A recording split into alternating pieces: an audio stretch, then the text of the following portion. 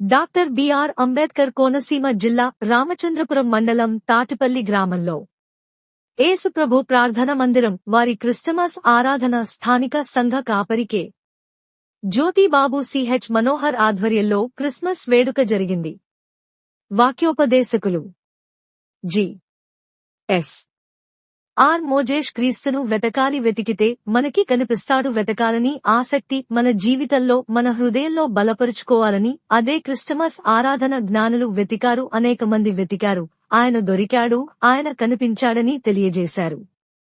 Tatipalli president పిల్లి బాలసుబ్రహ్మణ్యం రావు, యువ నాయకులు పిల్లి గోవిందరావు, సత్తిబాబు గారు కేక్ కట్ చేసి ఒకరికొకరు పంచుకుని ఆనందాన్ని వ్యక్తపరిచారు. తదుపరి స్థానిక జ్యోతిబాబు దంపతులకు సన్మానించారు. దైవజనులు ఆశాకుమారు, సంతోష్, కిరణ, ఎస్.డి. ప్రసాదు, ప్రభుకుమారు, పి. ప్రవీణ్ పాల్గొని కార్యక్రమం జయప్రదం చేశారు. కలుపుటకు, విడిపోయిన మానవులను కలుపుటకు ఇదిగో లోక రక్షకుడైన యేసయ్య పరలోకం నుండి లోకానికి వచ్చాడు. దేవుని స్తోత్రం. అలాగే మన పొరుగు వారిలో క్రీస్తును చూడాలి. ఇప్పుడు జ్ఞానులు ఆనాడు క్రీస్తు దర్శనం చూశారు, క్రీస్తును చూశారు. ఇప్పుడు మనం చూడవలసింది వ్యక్తుల్లో క్రీస్తును మనం చూడాలి. ఇంకెక్కడ చూడాలి అంటే వాక్యంలో క్రీస్తును మనం చూడాలి. యేసుప్రభు ఎక్కడున్నాడు ఇప్పుడు అంటే వాక్యమై ఉన్న దేవుడు. ఆదిలో వాక్యమై ఉన్న దేవుడు, వాక్యమే దేవుడు. ఆ వాక్యం శరీరధారిగా ఈ లోకానికి వచ్చింది. ఇప్పుడు క్రీస్తును చూడవలసింది ఎక్కడంటే వాక్యంలో. బైబిల్ చదివేటప్పుడు అందుకే మనస్సు పెట్టి చదవాలి. నువ్వు ఎవరితో మాట్లాడుతున్నావు, ఎవరిని చూస్తున్నావు? దేవుణ్ణి చూస్తున్నావు. ఇంకా క్రీస్తుని ఎక్కడ చూడాలంటే ప్రార్థనలో చూడాలి. కళ్ళు మూసుకొని ఇప్పుడు ప్రార్థన చేసుకుందాం అంటారు పాస్టర్ గారు. నేను వాక్యం చెప్పాక ఇప్పుడు ప్రార్థన చేస్తారంటారు, అనొచ్చు బహుశా. ప్రార్థనలో ఎవరిని చూడాలి? ఎవరు చూస్తున్నారు?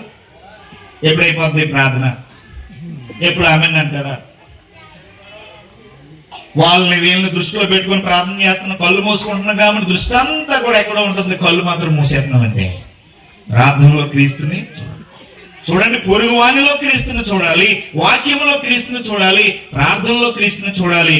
ఇదిగో బైబిల్ గ్రంథంలో 4 సువార్తలు ఉన్నాయి. మత్తయి, మార్కు, లూకా, యోహాను అనే 4 గ్రంథాలు ఉన్నాయండి. అందులో క్రీస్తు కొరకు రాయబడింది. అందులో క్రీస్తుని చూడాలి. ప్రభువు నమ్ముకున్న వారు బల్లారాధన తీసుకుంటారు, రొట్టె ద్రాక్షరసం తీసుకున్నప్పుడల్లా క్రీస్తును మనం హృదయపూర్వకంగా చూడాలి. చివరిగా క్రీస్తుని ఎక్కడ చూడాలంటే దినదినము ఆయన లేని చోటు అంటూ ఈ లోకంలో లేదు. ఆపదలో ఉన్నప్పుడు, సంతోషంలో ఉన్నప్పుడు, సమస్యల్లో ఉన్నప్పుడు క్రీస్తును చూడాలి. కాబట్టి ఆనాడు క్రీస్తు ఎవరికి దర్శనం ఇచ్చాడంటే వెతికిన వారికి దర్శనం ఇచ్చాడు. ఇప్పుడు మనకు ఎలా దర్శనం ఇస్తాడంటే వెతకాలని ఆశ మనలో ఉందా? ఉంటే ఆయన దర్శనం ఇస్తాడు. చివరిగా జ్ఞానులు ఎలాగ ఆరాధించారంటే పూజించే పూజార్హుడు ప్రభు అయిన యేసుక్రీస్తు. చాలా మంది తెలియక ఇదేదో విదేశీ మతం అని, ఎవరి ద్వారానో ఎంటర్ అయిందని అనుకున్నారు. మేము ఒకప్పుడు అలా అనుకున్న వాళ్ళమే. ఒకప్పుడు వేరే కులస్తులని ఒక కులానికి ఆపాదించేవారు. ఈనాడు వారు వీరని భేదం లేక యేసుక్రీస్తు అందరికీ ప్రభు అని తెలుసుకుంటున్నారు. కాబట్టి ప్రియులారా, ఈ క్రిస్మస్ దినాల్లో క్రీస్తును మనము ఎలాగ పూజించాలో నేర్చుకొని బ్రతుకాలమంతా ప్రభువుని పూజించాలి. జ్ఞానులు వారు యేసు ప్రభుని పూజించారు. పూజ వేరు, సన్మానం వేరు, గౌరవం వేరు. తల్లిదండ్రులను సన్మానించాలి, గురువులను గౌరవించాలి, అందరినీ ప్రేమించాలి, దేవునిని పూజించాలి. దేవునికి ఇచ్చే ప్లేస్ దేవునికే ఇవ్వాలి. మీకు అర్థమవడానికి చెప్తున్నాను. మన ఇంట్లో దేవుని గదిని కట్టుకుంటాం. ఆ స్థానంలోకి ఎవరినైనా వెళ్ళనిస్తామా? ఆ స్థానం ఎవరికైనా ఇస్తామా? ఎందుకది? దేవుడిది, దేవుడిదే. యేసు ప్రభువుని ఆరాధించే విధానంలో కూడా యేసు ప్రభువుని ఆరాధించేవారు ఆయనను పూజించాలి, ఆయన ఆరాధించాలి. అది ఎక్కడ మొదలవ్వాలంటే హృదయంలో మొదలవ్వాలి. ఇప్పుడు ఎలా పూజించాలనగా దేవుడు ఆత్మ కనుక యేసు ప్రభు చెప్పారు.